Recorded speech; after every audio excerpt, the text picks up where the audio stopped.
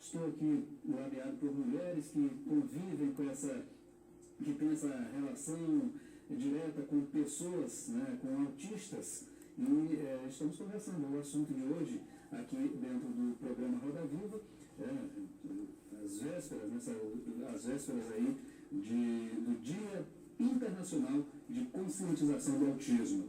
E estou aqui com a fonoaudióloga Laís Castro, a psicopedagoga Michele Riz, também a pedagoga Darli, que é mãe também de autista, e a mãe de autista também, a Simone. Estamos conversando. Mas eu queria saber aqui de vocês, vocês que são mães, como é que os pais, como é que vocês souberam que os filhos de vocês eram autistas? Primeiramente a Simone. Bom, o processo assim, é mais longo, né? Porque tem os exames, tem as consultas com o neuro, com o psiquiatra, que o psiquiatra que te dá o diagnóstico, né? A tua mãe falando. Aí, desse diagnóstico, tu vai procurar os profissionais, né? Agora você já percebeu esse comportamento? O comportamento tu observa, assim, na regressão. O meu, por exemplo, ele regrediu, ele falou quando bebê, aí ele regrediu, não olhou mais nos olhos, as pessoas chamavam ele, não dava atenção. Aí daí que a gente vai ver, né? A deficiência se apresentando na criança. O Davi, você também? O meu não, o meu eu muito inquieta, né? Eu já tinha o Afonso, que é o mais velho, na época o Afonso tinha 6 anos, então eu comparava muito o Felipe com o Afonso. O Felipe não fez isso, o Felipe não fez aquilo. Então assim, o Felipe, eu prestava atenção porque o Felipe andava nas pontinhas do pé, aquele andar de bailarina, que é aquela marcha que ele não coloca o calcanhar no chão, só as pontinhas do dedo. Então aquilo me chamou a atenção. E eu procurei vários especialistas, e dentre esses especialistas eles diziam, é normal, é normal. Foi quando eu procurei o SARA. Com o diagnóstico do SARA em mão, o SARA lá no relatório dizia que o Felipe tinha característica autista. E assim, para mim, foi um impacto muito grande. Porque pode acontecer em qualquer família, menos na da gente. Eu jamais imaginei que eu tivesse um filho com autismo. Então, nessa hora, eu entrei de luto. E o luto, ele é característico da mãe que tem um filho com autismo. Eu entrei de luto e eu perdi muito tempo. Quando você entra de luto, você... É como se a morte batesse na sua porta. Você morreu, a mãe morreu. A mãe, aquele filho não existe naquela hora. E aí a gente fica de luto. Mas eu perdi muito tempo com o meu luto. Só depois eu parti para a luta. Porque a gente não vai chorar a vida toda. O luto, ele não dura para sempre. E o autismo, ele não tem cura. Você tem que conviver com o seu filho, com a sociedade que exclui. Então você tem que procurar meios. São os profissionais especializados, que ele é muito bem-vindo na vida dos autistas. É a fono, é a TO, é a físio, é a psicopedagoga. Então, todos os profissionais, eles são bem-vindos. Eles estão de mãos dadas com as mães, com os filhos com autismo. Porque se não fossem esses profissionais para nos orientar, para nos ajudar, era muito difícil. Porque tem mãe que ainda insiste em ficar de luto e precisando de ajuda, e não procura ajuda porque não quer admitir que seu filho tem autismo. Porque a vergonha, o bullying, a gente sofre por não levar os nossos filhos nos aniversários. Porque eles são crianças tidas como mal educadas, indisciplinadas, que não param no lugar. Ou então é aquele que fica quietinho, que está alheio às coisas do mundo. O autismo é isso. E nós, como mães, nós sofremos muito. Agora, Michele Riz, problemas emocionais, eles podem levar ao autismo? Como assim? Os problemas emocionais de criança dentro da família, isso pode influenciar alguma coisa? Não. A criança já nasce assim, Uhum. já não se sabe se esse distúrbio vem do cérebro, se é no começo da gestação, se é no meio da gestação, se é após a gestação. Não, já foi falado aqui, foi dito que se tem. Não tem um culpado. Não existe um culpado. Não existe. Você inclusive falava que tentaram, nesse primeiro estudo, culpar as mães. Em 1943, o Léo Kramer, ele culpou. Ele achava que a mãe que era culpada do filho ser autismo. Porque naquela época, 1943, nós estávamos por trás da guerra, a Segunda Guerra Mundial. Então, a maioria das mães, os maridos foram para a guerra, elas ficaram grávidas, ou então as crianças estavam muito pequenas. Então, assim, o marido voltou ou não para casa, e assim, elas ficaram, ele dizia que elas eram mulheres frias, e o apelido era Mãe Geladeira. E nós éramos culpados naquela época. Graças a Deus que em 1969 ele veio a público num congresso e tirou que a mãe não era culpada. Nós não somos culpadas dos nossos filhos ter autismo. Nós não somos frias, nós somos mães que têm afetividade. E nenhuma mãe quer isso pro filho, lógico, né? Claro. Nós estamos aqui mais um ouvinte. Alô, bom dia. Bom dia, Quem fala? é Cláudio. Eu sou pai de uma criança autista de 13 anos. Cláudio, de onde, Cláudio? Eu falo do Rio. Pois não, Cláudio. Na realidade, eu gostaria de dar assim, um apoio e a contribuição. Primeiramente, parabenizar esta emissora por trazer esse tema à tona, né? Hoje, no mundo, nós temos aproximadamente 70 milhões de crianças autistas, né? E o mundo todo fala sobre esta síndrome, né? Então, essa emissora, ao trazer esse tema, ela provoca e incita as pessoas a conhecer um pouquinho mais sobre essa síndrome que tanto é uma incógnita para a ciência e para os pais. E, em seguida, parabenizar estas mães, né? Que lidam e que amam seus filhos com essa síndrome tão difícil de ser cuidada, de ser entendida e, ao mesmo tempo, de ser tratada, né? Vivemos sob condições, às vezes, difíceis em questões de saúde, escola e outras problemáticas que assolam o Brasil e nosso estado como um todo. Então, como cuidar de uma criança autista e ainda dar amor e carinho a esta criança, diante de uma síndrome que muito pouco se conhece? Então, parabéns a estas mães que amam seus filhos e que não os abandonaram e que encararam o autismo e fizeram dele a força para sobreviver, a força para levar mais adiante a busca do conhecimento em prol daqueles que mais necessitam. Parabéns a todos e principalmente a emissora. Muito obrigado. Obrigado, Cláudio. Ô, Cláudio. Acho que o Cláudio caiu aqui a ligação, mas acho que foi o Cláudio. Sim, estou escutando. Pois não. Eu acho que foi você que sugeriu esse tema para ser discutido aqui, né, Cláudio?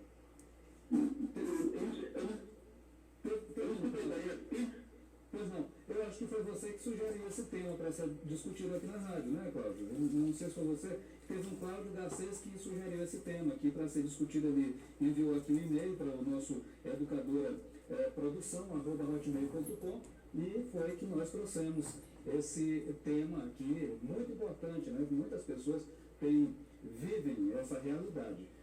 Pois não, o Michele, você tem alguma coisa a falar sobre o que tratou aí o Cláudio, nessa informação, a Laís também? Não, né? Bom, mas agora, falando aqui, como é que deve ser feito o diagnóstico, Laís, nesse caso aqui? No caso do autismo, Isso. o diagnóstico ele tem que ser fechado por uma equipe, né? Alguns médicos, no caso a neurologista, a neuropediatra, psiquiatra infantil e a equipe interdisciplinar, então psicopedagogo, fonoaudiólogo, para poder fechar o diagnóstico do autismo.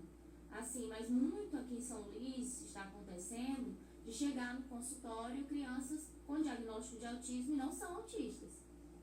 Porque a criança não fala, porque a criança é isolada, ou porque a criança brinca com sombra. Isso não quer dizer que a criança seja autista, e está acontecendo muito. Então, as pessoas têm que saber o que é o autismo para poder dar o diagnóstico correto e caminhar para o profissional corretamente. E cada um trabalhar cada um no seu quadrado. Como nós profissionais, trabalhamos interdisciplinarmente, cada um com a ajuda do outro, e vamos poder melhorar cada dia mais Tá certo. Temos aqui ainda o padre Ricardo. Padre Ricardo, pois não, bom dia. Bom dia, gente. Muito bonita essa discussão, bonito também esse testemunho dessas mães, dessas crianças, que a gente sabe que elas têm o mesmo direito de todos.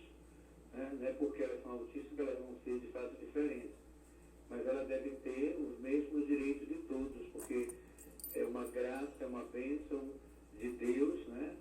Na família, quando o pai e a mãe sabem devotar esse amor aos seus filhos. Agora, como eu estou escutando aqui, e percebo que talvez essa questão das entidades que trabalham com eles, não querem inseri-los na sociedade, junto com as outras crianças, isso ou aquilo, que eu pergunto se tem, a partir dessa mentalidade, desse cuidado que essas mães têm, se elas têm uma associação, ou se elas se reúnem para poder levar os outros pais que talvez não tenham atitude como a delas, que isso não tem nada a ver, tá? Às vezes escondendo a criança, não socializando a criança, não estar junto com a criança nos ambientes que elas deveriam também estar, para que não possa também, de fato, ter essa parte de dizer, eles vão ficar separados dos outros, às vezes tem que ter uma sala de aula só para eles não podem estudar junto com os outros, porque pode causar isso, aquilo, outro. Então eu quero saber delas se elas têm algum espaço, assim, que elas se encontram, porque essa mentalidade delas, infelizmente, não é de todo mundo, de toda a família que tem um filho que é autista. Então, como elas estão colocando muito bem aí, que de fato elas convivem com essa realidade e elas sabem o valor e, como eu digo, é igual a todos, porque nós somos humanos, somos filhos e filhas de Deus, se elas se organizam, se elas se reúnem para sempre buscar valorizar, né? Porque para mim não tem diferença. E se a pessoa às vezes ela pode esconder, ela pode não querer dizer, porque tem mãe que não quer dizer que o filho é assim. Acho que isso, a vida, ela é um dom de Deus e tem que ser vivida da melhor maneira possível, estando aqui ou não estando. Eu acho que não é o estado da vida em si que interessa, contudo é vida. E se Deus os deu, elas amam. E esse amor que justamente é fundamental. Então, eu quero saber se elas se reúnem, se elas têm uma associação que possa passar essa mentalidade diferente nessa questão. Obrigado, Padre Ricardo, pela sua participação. Pois não, Dani, existe esse espaço? Como é que é? Existe. Hoje nós temos, nós temos vários grupos, não só um, mas nós temos vários. Nós temos a AMA, que é a Associação do Amigo do Autista, que nós nos reunimos, nós não temos sede, mas a gente se reúne na casa da pessoa que compõe a diretoria, na casa de algum associado. Nós temos também a Ilha Azul, que eles também fazem um trabalho com profissionais, com mãe, de orientação.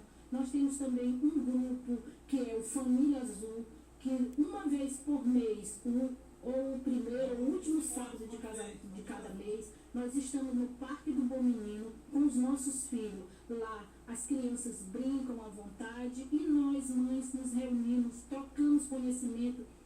Todos os encontros sempre aparece uma mãe dizendo, né, Simona, que não conhecia o grupo, que queria fazer parte. O nosso grupo está crescendo. Inclusive, nós gravamos um programa de televisão aí que vai passar o nosso grupo. Nós gravamos lá no Parque do Bom Menino e a gente se reúne no sábado de cada mês. É um piquenique, na verdade, que a gente faz com as crianças, brincadeira, é uma diversão, uma tarde de diversão para eles mesmo. Ok, nós estamos chegando aqui ao final do programa, mas só que a Laís e a Michelle, o que falta para a população entender sobre essa questão do autismo? É conscientização, né? Que a gente está buscando amanhã, no dia 2 de abril, em busca da conscientização das pessoas entender, compreender e o principal, respeitar essas crianças, não só crianças, que não só existe criança autista, tem adolescente, tem adultos, eles crescem, né? Ele não fica para sempre criança. Então eu acho que falta, eu acho que não só o autista, eu acho que a humanidade em si está muito perversa, muito leiga e não procura obter uma certa conscientização, um certo conhecimento para poder entender as coisas, as situações, as causas, as síndromes, tudo do mundo. Então, acho que é isso que está precisando muito, principalmente assim, na minha área da educação, acho que as escolas, os pais de outros alunos que não são autistas, de crianças normais, precisam respeitar, ensinar seus filhos a respeitarem e aceitar essas crianças, a incluir na sociedade como seres humanos. Porque os autistas não é nenhum extraterrestre, são seres humanos, todos nós, independente de raça, cor, religião, de síndrome, de doença, de alguma dificuldade, nós somos seres humanos, então acho que o que é necessário é respeito. Mais algum complemento?